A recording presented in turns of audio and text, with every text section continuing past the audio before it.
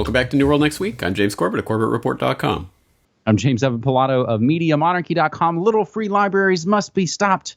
We've got that story, plus the Fed rate hike fake out. But first, cops accidentally record themselves fabricating charges against a protester. You can't make this stuff up. 3 Connecticut state troopers fabricated criminal charges against a man protesting at a DUI traffic checkpoint, according to a lawsuit filed against Connecticut State Police last week.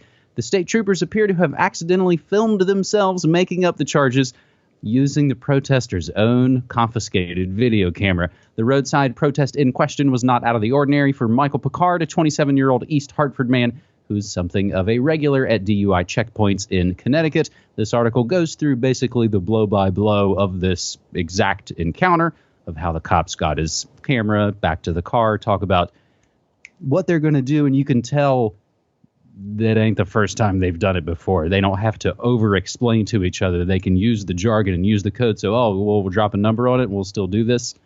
It's really interesting, and I'll include related, as if that's not bad enough, police using 10 different types of checkpoints with even more on the way, everything from Super Bowl to DUI to seatbelts to you name it. James?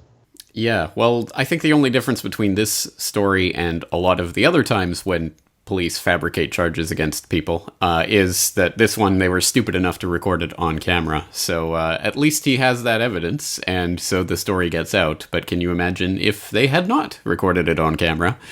It just would have been another, it wouldn't have even made a mention in the local newspaper, I'm sure. Oh, just another DUI guy stopped and look at this, he was resisting arrest or whatever they want to say. So there you go. And I suggest people do check out some of this guy's other videos where he's filmed himself on a couple of occasions, going through checkpoints and refusing to cooperate, and they let him by the last time, the one that I saw anyway, but this time maybe not. So it's one of those things. If everyone protested, it would be it would be a lot easier. But since only a few people do, then they single them out and they try to frame them with charges. Nothing particularly surprising there, just disappointing.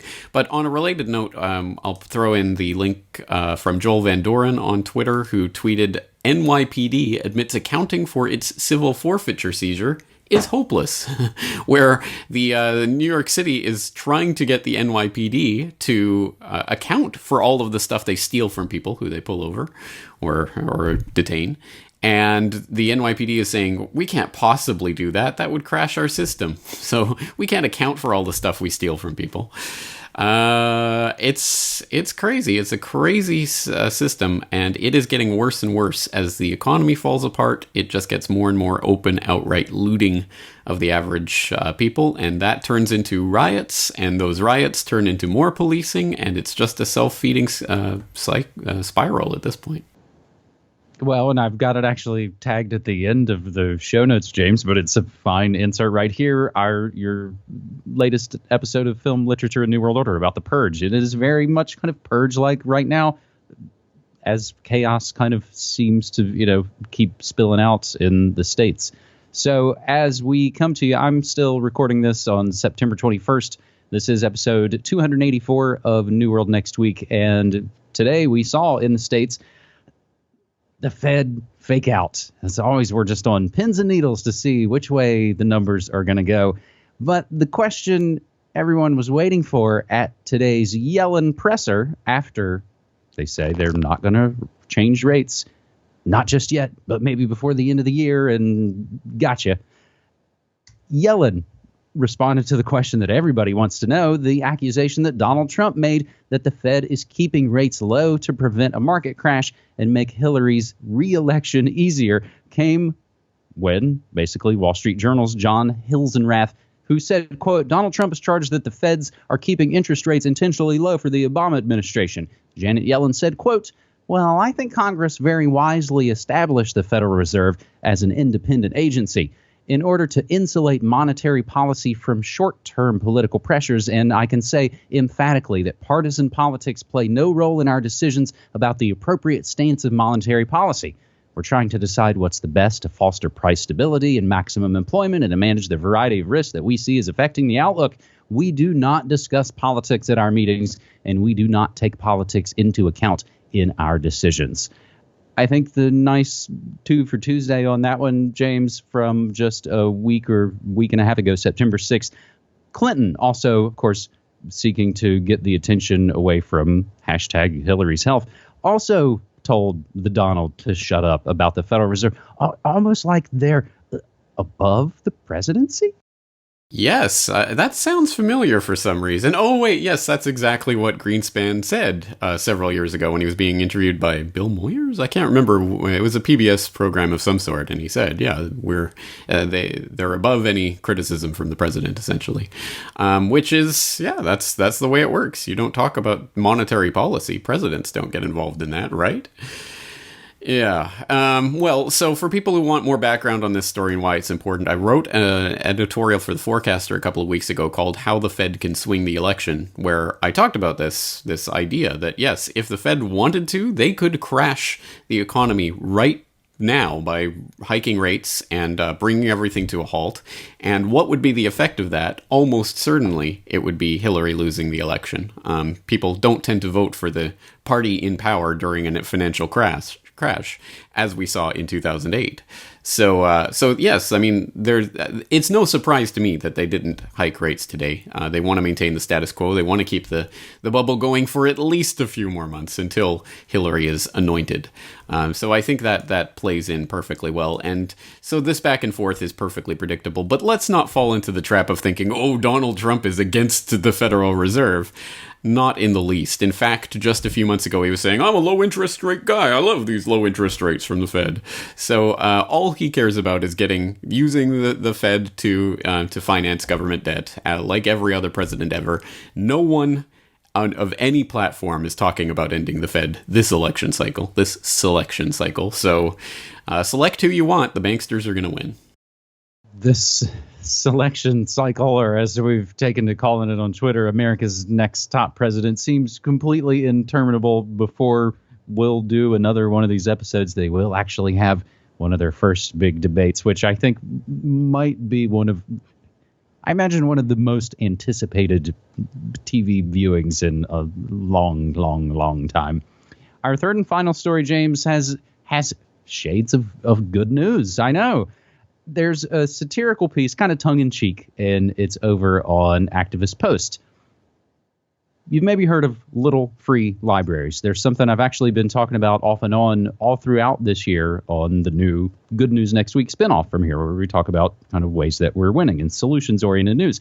And the fantastic thing about that, and James, I think it shows the power of kind of positivity, to sound hokey, because these ideas spread kind of so rapidly, and you realize that everybody's kind of hitting upon some of the same solutions at the same time, and you see it just spread exponentially. Little free libraries are the little things that might be in your neighborhood that have basically leave a book, take a book. Now, as is written on Activist Post in a tongue-in-cheek fashion, since Obama came to the throne in 2008, libraries, and in particular smaller branch libraries, have seen their funding cut again and again. So with libraries becoming more difficult to access, some lawless folks have taken matters into their own hands and erected small, free lending structures in front of their homes to help bring the joy of reading to more people. These structures are known as little free libraries, and there are tens of thousands of them across the states. The Little Free Library website details over 40,000 of these free-to-use libraries that don't cost taxpayers anything and doesn't cost the government a cent. The reason these things are so dangerous, as this article goes through, is that you can't have people thinking that they can do whatever they want in their own home, setting up boxes of books and just exchanging things willy-nilly. Next thing you know, they'll want to have a say about whether or not they can grow food or whether property taxes might even be necessary in the first place. These ideas, I think, are the super powerful. And as is noted, you'll find in the comments, and of course, everything that we mentioned on these episodes will be included in the show notes so you can do more research for yourself. People will point out, as is oftentimes the case, as I've seen it in my own neighborhood here, it's like, they're filled with a bunch of Danielle Steele and a bunch of crap. The good idea would be to load it with good materials. Now, of course, be selective. I wouldn't be dropping Franklin scandal books in maybe your neighborhood little free library. Tailor your approach, which again, that's how they do it to sell their propaganda. If you can put truth truth news out in your little free libraries, that's just another fantastic way. So you'll see throughout this story all the neighborhoods that are trying to stop it, same kind of places that want to argue about whether or not you can grow food in your lawn. And these fights, these sort of ideological battles are growing more and more, and it seems to reach, a ridiculous level where at the same point where it seems like it's going to be the purge, it might also seem like the illusion's about to be broken. And people won't be calling the cops anymore, and people won't be going to the banks or all the other kind of crumbling institutions. They'll just be going to their neighbors.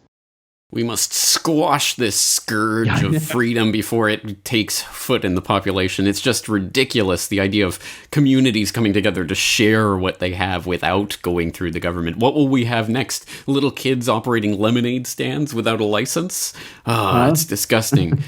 Or even imagine parents schooling children themselves instead of going through the public indoctrination system. I can't stand the thought of it. Yep. This is one of those tiny little things that is a tiny little step towards what we want and a tiny step away from the purge. And this is it. It's a choice that people are making every day, whether to just, log online and get outraged about this or that story and start hating their neighbors, or start working with your neighbors, cooperating with your neighbors, finding ways to interact with your neighbors. Maybe putting that Franklin Scandal book in this little free library. Why not? Why not? Maybe it'll be the ticket for someone to actually wake up. You never know. So, yeah. There's nothing whatsoever bad about the idea of little free libraries, and the fact that it would ever come into the crosshairs of government tells you something about government itself. Great related to this is something we've talked about in the past on New World Next Week. I've got a link back 6 years ago on MediaMonarchy.com for something called dead drops, for possibly when Cybercom pulls the plug on all of this, as we've talked a million times about the I-911 and the I-Patriot Act that's sitting on the shelf waiting. Speaking of good news, the latest episode of Good News Next Week, I published this couple of days ago. #cats not ads in the London Underground, as all the advertising was replaced just by pictures of cats. And it's a great kind of no logo, kind of no advertisement free space idea.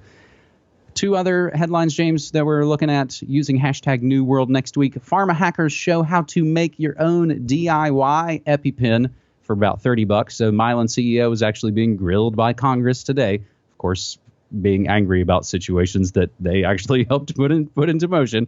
But also, one last note on America's next top president, a Kennedy says that a Bush is voting for a Clinton. So just like if you need any note of a government that would want to destroy little free libraries, that should also kind of let you know where we sit. James. Yeah. Bush and Clinton are two peas in the same pod? I can't imagine that. Yeah. All right. Well, nothing surprising. Just a lot of disheartening news, but some good news in there as well. And of course, people can stay tuned to Good News Next Week for all of the good news in one place. James, we're going to leave it there for this week. Looking forward to next week. Thanks, man. Take care.